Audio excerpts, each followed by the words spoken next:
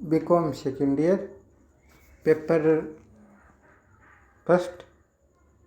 और आज का जो टॉपिक है वह कोश प्रवाह विवरण विश्लेषण।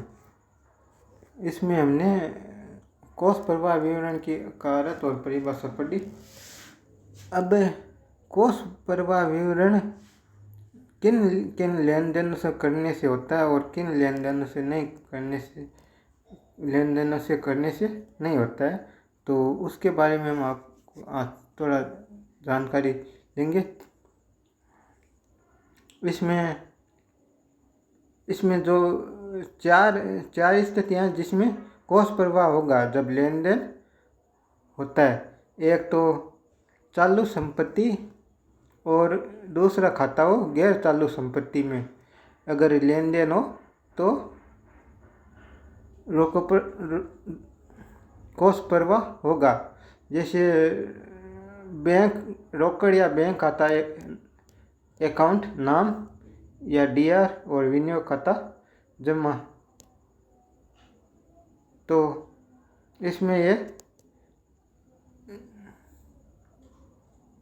इसमें कोशों का अंतर्वाह होगा जिसे कोश प्रवाह विवरण में कोशों के स्रोत के रूप में दर्शाया जाएगा।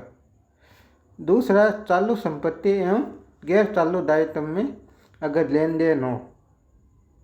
चालू संपत्ति का मतलब रोकड़, डेप्टर, स्टॉक अगर इसमें हो एंट्री, एक खाता इनका हो और दूसरा खाता चालू गैर चालू दायित्व हो, जैसे अंश पूंजी या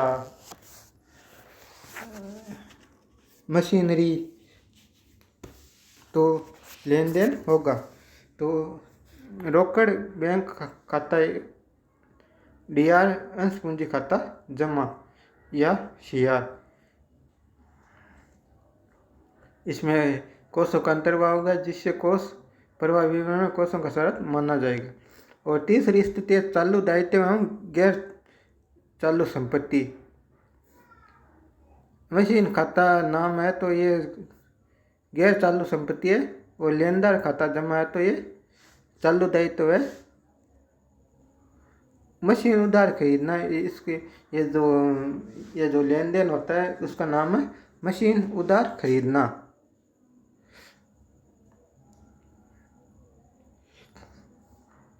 और चौथा है चालू दायित्व एवं गैर चालू दायित्व। लेनदार खाता डीआर और ऋण पत्र खाता सीआर। ऋण पत्र निगमन द्वारा लेनदारों को भुगतान, ये एक लेन देन है।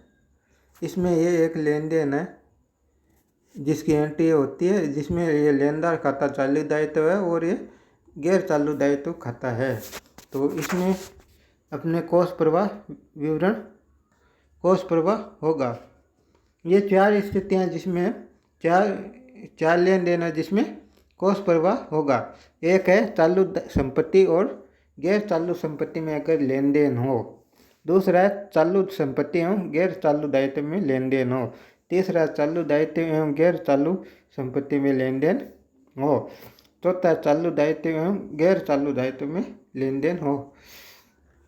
अब कोश प्रवाह नहीं होगा जब लेन देन चालू खाता और चालू खाता हो, यानी दोनों डीआर और सीआर में अगर लेन देन दोनों तरफ से अगर जमा भी चालू खाता हो रहा और नाम भी चालू खाता हो रहा तो उसमें पर कोश प्रवाह नहीं होगा। जैसे रोकड़ खाता नाम और देनदार खाता जमा। देनदार से रोकड़ प्राप्त की, ये लेन देन का नाम है। देनदार से रोकड़ प्राप्त की। और इसी प्रकार ये चार उदाहरण दे दिए इसमें। लेनदार खाता नाम, देय विपत्र खाता जमा। लेनदार का देय विपत्र से भुगतान होता है तो। और लेनदार खाता नाम, रोकड़ खाता जमा, लेनदारों को नगद भुगतान। और माल खाता नाम, लेनदार खाता जमा, उधार माल क्रय किया हो तो।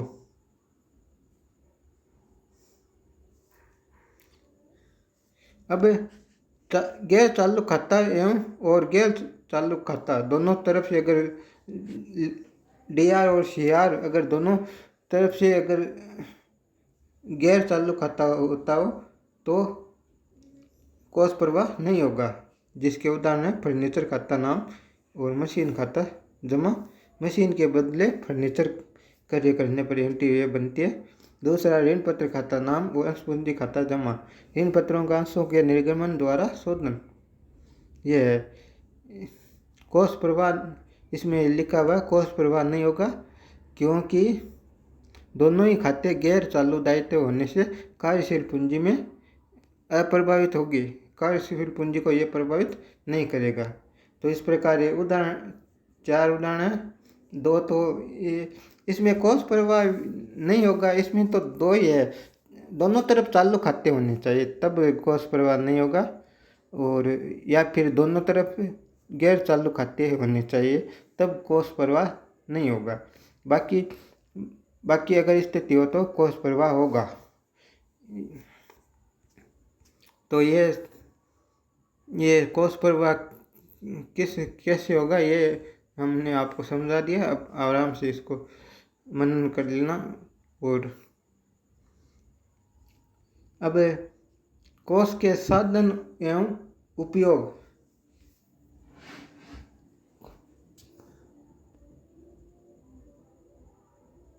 कोष के साधन में देखो पहला आता है। अब कोष का साधन क्या क्या होता है ये देख लेते हैं। कोष के साधन का मतलब है व्यापारिक लेन देन जो शुद्ध कार्यशील पूंजी में वृद्धि करते हैं, कोषों के स्रोत कहलाते हैं। इस नियम के अनुसार कोषों के स्रोत की विभिन्न मदों को नीचे बतलाया गया है। कुछ उदाहरण मदों के जो है, जिसमें से एक है परिचालन से लाभ। संस्था के सामान्य परिचालन द्वारा अर्जित लाभ कोष प्राप्ति का सबसे महत्वपूर्ण साधन है। लाभ हानि खाते में प्रतिशत बिक्री की राशि कोष का साधन होती है, क्योंकि रोकड़, देनदार और विपत्रों में वृद्धि से कार्यशील पूंजी बढ़ती है, किंतु इसी राशि में से कुछ धन निर्माण के विभिन्न प्रत्यक्ष एवं अप्रत्यक्ष व्ययों पर खर्च किया जाता है, जो कि कोष का प्रयोग बहिर्वाह कहलाता है। इस प्रकार संपूर्ण बिक्री में से सभी खर्चे, गैर नगद खर्चे जैसे ह्रास आदि को छोड़कर घटाने के बाद बचा हुआ शुद्ध लाभ ही कोष का साधन माना जाता है। व्यापार को चलाने के लिए कुछ खर्चे करने पड़ते हैं, जिनको घटाने के बाद जो लाभ बचता है वो कोष का साधन माना जाता है।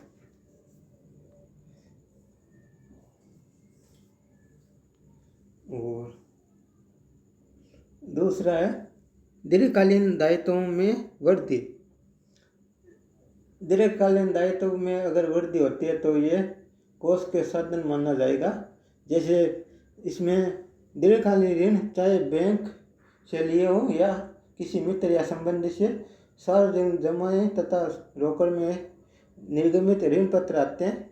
इन ऋणों में स्थायी दायित्व में वृद्धि होती है तथा साथ ही चालू संपत्तियों में वृद्धि होती है, जबकि चालू दायित्व पर कोई प्रभाव नहीं पड़ता है। परिणाम स्वरूप शुद्ध कार्यशील पूंजी बढ़ जाती है, किंतु ऋण पत्रों से प्राप्त शुद्ध राशि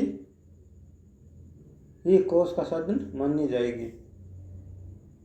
तो जो ऋण पत्रों में अगर वृद्धि होती है, मान लो पहले कंपनी के पास 10,000 है और फिर उसने 5,000 और निर्गमित कर दिए तो वो कोष के साधन के रूप में मानी जाएगी। इसी प्रकार अंश पूंजी में वृद्धि भी कोष का साधन मानी जाती है। नगद धन के बदले अंशों के निर्गमन से प्राप्त शुद्ध राशि बट्टा घटाकर तथा प्रीमियम में जोड़कर कोषों का साधन होती है, क्योंकि इससे चालू दायित्व में परिवर्तन हुए बिना चालू संपत्तियों में वृद्धि होती है, जिससे कार्यशील पूंजी बढ़ जाती है। कुल मिलाकर अगर कार्यशील पूंजी में वृद्धि होती है तो वो कोष का साधन मानी जाती है। इसी प्रकार स्थायी संपत्तियों का विक्रय करने पर भूमि, भवन, प्लांट, मशीन, दीर्घकालीन विनियोग आदि को बेचने से स्थायी संपत्तियों में कमी आती है तथा चालू संपत्तियां, रोकड़ अथवा देनदार में वृद्धि होती है। इससे कार्यशील पूंजी बढ़ जाती है, जो कोषों का साधन होती है। गैर व्यापारिक प्राप्तियां, लास्ट जो पॉइंट है वो है गैर व्यापारिक प्राप्तियां।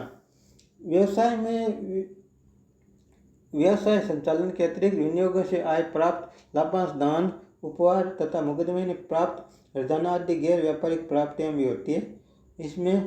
इससे चालू संपत्तियों में वृद्धि होती है, जबकि चालू दायित्व अप्रभावित रहते हैं। अतः यह भी कोष के साधन माने जाते हैं।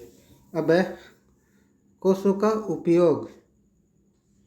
परिचालन से हानि, जैसे कोषों का साधन परिचालन से लाभ है, वैसे परिचालन से हानि वो कोषों का उपयोग मानी जाती है, क्योंकि कभी परिचालन के दौरान कंपनी को हानि भी उठानी पड़ जाती है,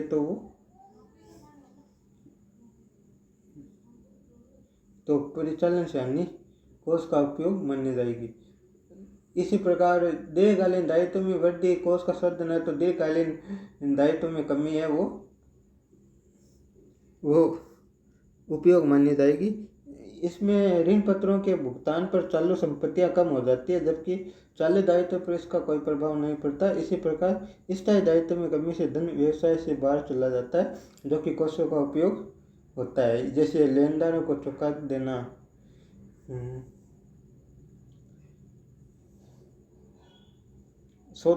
ऋण पत्रों के शोधन पर देय प्रीमियम कोषों का उपयोग है, और इस प्रकार जो दीर्घकालीन दायित्व में कमी है वो कोषों का उपयोग मानी जाएगी। इसी प्रकार पूंजी कोष में कमी दो प्रकार से की जा सकती है। एक तो शोध अधिमान अंश यदि कोई हो तो उनका शोधन करके तथा अंशों की पुनः खरीद करके, अथवा दूसरी रोकी गई योजनाओं में से लाभांश का भुगतान करके। इन दोनों ही दशा में बिना चालू दायित्व को प्रभावित हुए चालू संपत्तियों में कमी होती है, जिससे शुद्ध कार्यशील पूंजी घट जाती है। अब चौथा है स्थायी संपत्तियों का क्रय। स्थायी संपत्तियों का विक्रय से कोष का साधन होता है, वैसे स्थायी संपत्तियों के क्रय से इसमें कोषों का उपयोग होता है। और गैर व्यापारिक भुगतान अगर होता है कोई, तो वो भी कोषों का उपयोग ही होता है।